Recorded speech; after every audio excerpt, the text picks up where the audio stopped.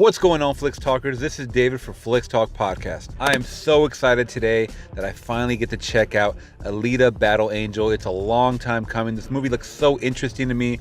Producer James Cameron, directed by Robert Rodriguez. Do I need to say more? A lot of you guys are not really excited to check this one out. I was actually excited to check this one out back when it was going up against Aquaman, December 21st, 2018. Unfortunately, the studios didn't see it the way I thought, because I would have just been the one that showed up to Alita Battle Angel while everyone else was watching Aquaman. I don't care. I was interested in it that much. Anyways, unfortunately, it did get pushed back to today, February 13th, 2019. So I am going to the premiere night, meaning that it comes out for everybody else February 14th, Valentine's Day. But we're going to check out the screener tonight, and I'm going to let you guys know my honest opinion on it, because I think it looks freaking phenomenal, and I think there's a lot of cool names attached to it. So anyways, guys, I'm going to jump right into this theater right now, get my snacks ready, get cozy, and I'm going to check out Alita Battle Angel. All right, guys, so I'll let you know what I thought after the flick.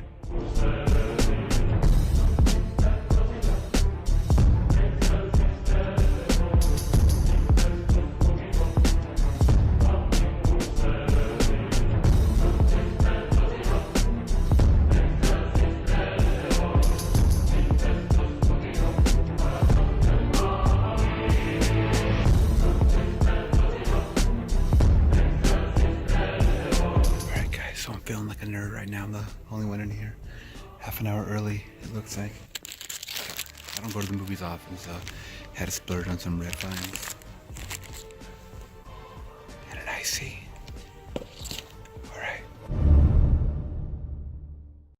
Alright guys, so I just got out of seeing Alita Battle Angel, and it was more than phenomenal. It definitely exceeded my expectations, even though I really didn't have too much, because I didn't really dive deep into what the story was really about. Just what I saw pretty much based on the trailer. It looked like a couple different storylines going on, and it definitely was when I actually saw the film tonight. Now I gotta say guys, I didn't follow the manga, so if you guys did see that and you guys see this and are disappointed, it usually happens when they're either adapting from a book to a movie, or a manga or an anime to a film, full feature film, like something like this. But you know, who knows, you guys might like it even if you guys do follow the manga. So that's something that I actually want to try to find and go back and rewatch that, because like I said, through and through, this movie was awesome. I thought the story was great. So let's kind of get into a rough overview of what the movie's all about. So right away guys, we jump like 500 years in the future. We're in the year like 2563, something like that. Don't quote me on that. We jump into the future, and it talks about 300 years previous. There was something called the Fall,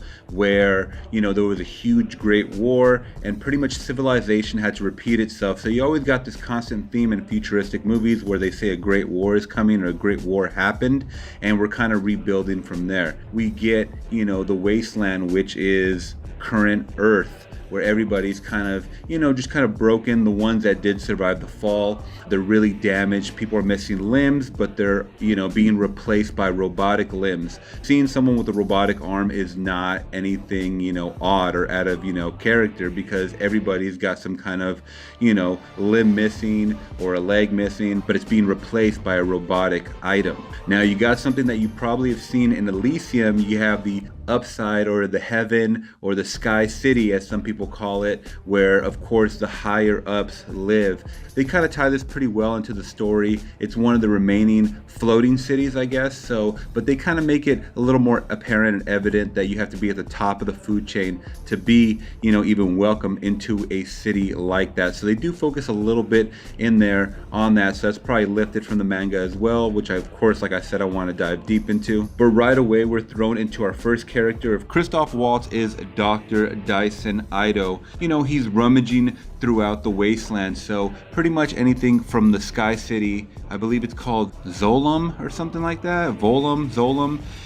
Don't quote me once again, guys. I'm just doing this all off of memory. And every so often they kind of dump debris just on the earth, you know, like in the little, you know, waste field, dump field. They just kind of dump it like in a little wasteland section, you know, where nobody really cares about. And he kind of rummages through for parts because he is a doctor, and he kind of just helps people out, you know, kind of pro bono. And he really helps those in need, especially those that are missing limbs and, you know, other organs they need to function and survive in society. Next, we get to see Jennifer Connelly's character, who plays his ex-wife, and she's someone that's kind of working on the other side because something tragically did happen, you know, when they were together and it broke them apart. She's also a doctor as well, but she went to go work for the other side. So there's a whole different side story with that as well. And we also have Mahershala Ali, who plays kind of like the evil overlord, overseer.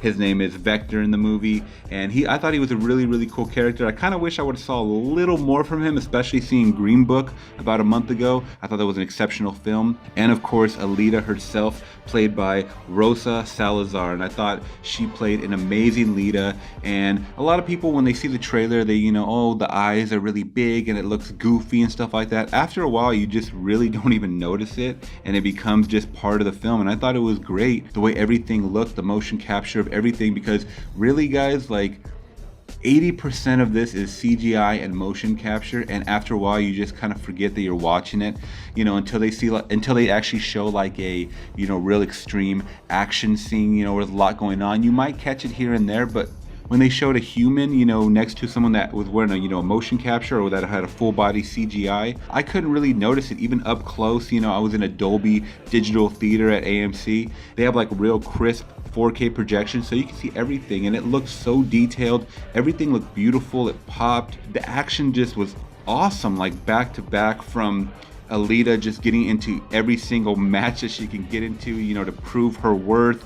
And, you know, we get to see Alita's backstory as well, guys, and find out she's not just a scrapyard girl, you know, put together like Frankenstein. She's actually a warrior that has a deep past, and she starts to develop her memories, you know, it starts coming all back to her. And it was awesome to see that whole backstory. And, you know, we had a couple little guest cameos, guys, throughout the movie.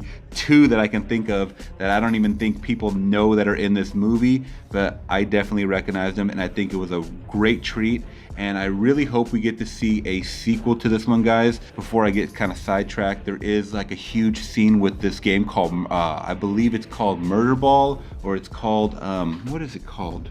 But it's pretty much like a capture the flag with a ball, guys, in a roller rink type of situation, but just on a major scale. The only way I can really describe this movie in a nutshell, guys, on the layman's terms, think of Spy Kids on crack, because this is directed by Robert Rodriguez, and he just has that real, he taps into his inner fantasy, and I thought it was so fucking amazing. I thought it was phenomenal what he did with these characters. I thought, you know, the look and everything was just so intense, and I really thought it was gonna be like a PG-13 watered down until I saw a lot of the fight scenes, until I saw that, you know, that scene towards the end where Alita gets in kind of the battle arena with this murder ball type game, and I thought it was amazing, and it definitely pleased someone that loves to watch rated R movies, and I think it will for you guys too. But at the same time, I feel like a younger audience would kind of cling to this, because there is a little love interaction going back and forth between Alita and a human that she meets,